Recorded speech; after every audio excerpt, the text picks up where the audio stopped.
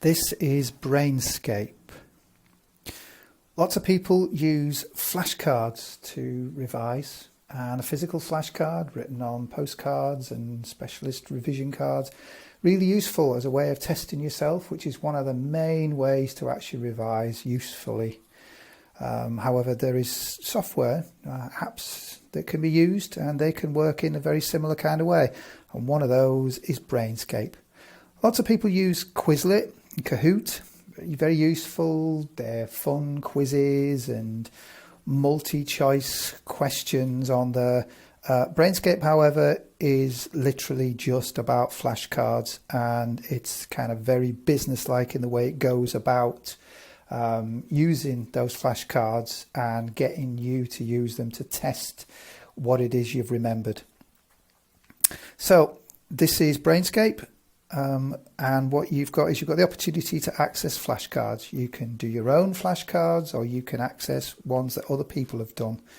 The ones that other people have done, they could be done by Brainscape themselves, or sometimes they're done by individuals who are happy to upload them and have other people use them as well.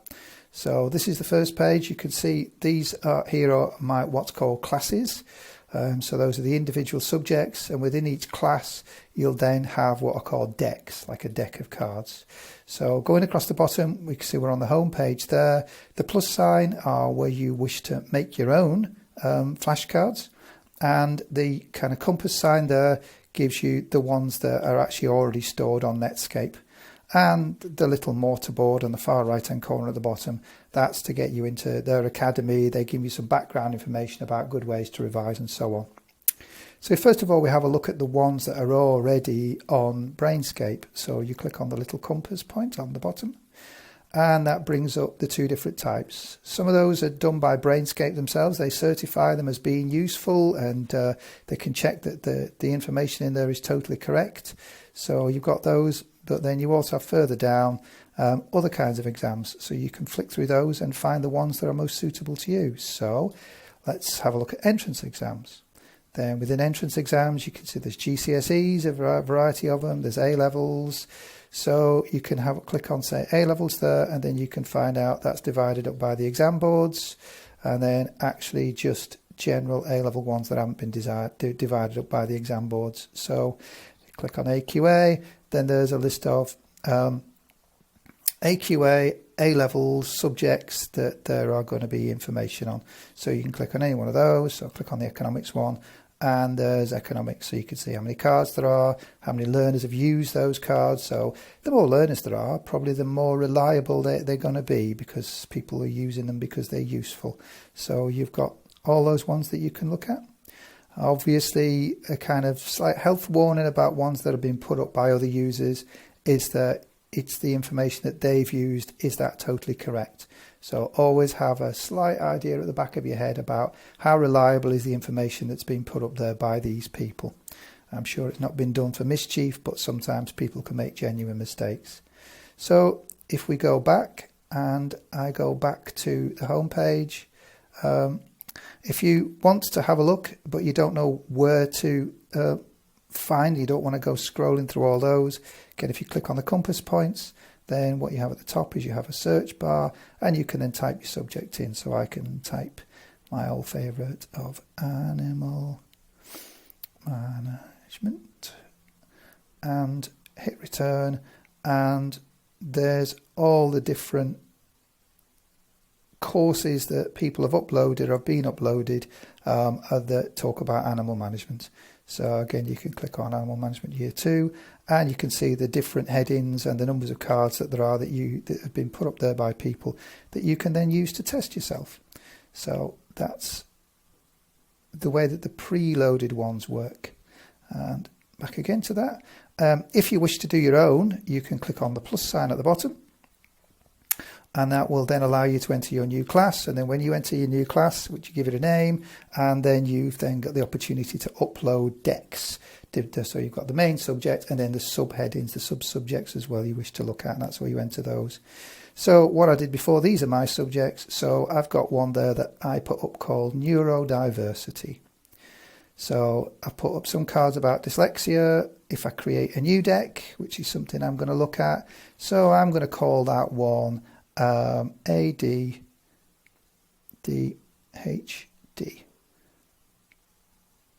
which it saves. And there's my new deck, which I can now click on Add Cards, and I can now start to make cards. So this is where you enter your questions and your answers that are going to go on the cards. So you can see there, you've got the front and the back. So the first one says question. So let's enter a question. So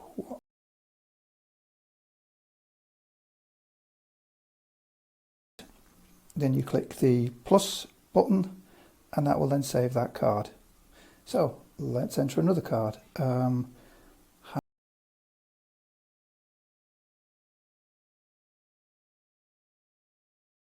And then click plus, which saves the card, and then because we're only going to put those two cards in, you then click done. So you've now got your cards, which you see there now, my ADHD cards. It's got the two cards that you've got that you can have a look at. So you can go through those, which I'll come back to in a minute. You can see it says progressive and random. What progressive means, it means that it starts off with the first ones, the easier ones, and then it gets progressively harder. Random just means it picks the cards totally at random. So that's set to progressive at the minute. So let's give that a try. With the progressive, what it does is it gets you to ask the question or answer the questions. And then when you answer them, if you get them right, you then indicate that you got them right and you found that okay, you were quite comfortable and quite confident with that. If you can't answer them, or you found it difficult to answer them, or you didn't give a full answer, then you'll give yourself a low score, and then it will give those cards back to you more often. So the ones you get more right will return less often. The ones that you get wrong or you find more difficulty with, they will come back more often. So you'll find that they return more, so they can test you, because they're the ones you do need to check on more. That's called space repetition, and that's a very useful way of reinforcing your learning. So let's have a try with some of these questions. Let's click on the dyslexia ones, and then I click on study, and that will then bring me the questions. So question number one, what is dyslexia? Well, dyslexia's difficulty with reading, spelling, and processing information and memory, as I recall. So let's reveal the answer. Reflecting accurate and fluent words, reading and spelling. Also imparts difficulties with phonological awareness, verbal memory, verbal processing speed. That wasn't too bad. I'll give myself a 3 for that, because it's not the best answer and I could probably do with practicing it again. So click on 3. What does metacognition mean? Metacognition means thinking about the way you think, the way your brain prefers to do things. If you think about the way you prefer to do things, then it's better that you concentrate on doing them that way. That's my answer. Let's see what the answer is. Metacognition means thinking about the way you think. Yeah, okay, yeah, I'm quite happy with that. In fact, I think my answer had more detail in, so I'm going to click on 5. So let's click back on that and back to the dashboard, which is where we are there, and back once more. Right, so we've got all the courses that I have here. So let's just have a quick look on one of the other ones. So let's click on A-Level Geography. Let's click on the San Andreas Fault. And let's click Study. What tectonic impact would the earthquake have? Oh Lord. It would cause a lot of aftershocks, and it would kind of cause earthquakes and floods, I think. Destabilise the tectonics, powerful aftershock occur. That's not too bad. I'll probably give myself a 3 for that. When did the US Geological Survey begin drilling into the lithosphere? Oh, I have no idea. Yeah, don't know that. I've not covered that. I need to come back and do that again. So it was 2004. Okay, that's good. I'm going to click 1 for that. Not. So let's just quickly get back out of that one again.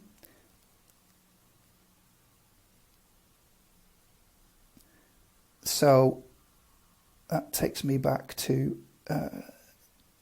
my dashboard, which is right at the very start. So there we are. You've also got the option there right at the very top when you get back to your start page that you can click on study. And what study will do is it will look at all of your courses and it will select all of them at random. So if you've got several subjects you're trying to revise and you just feel like a general kind of overview of it, sort of having a look at different ones, then you can click on study and it will pick all of those. So how much infrastructure runs through the fault line? Obviously what it's done is it's picked the geography one.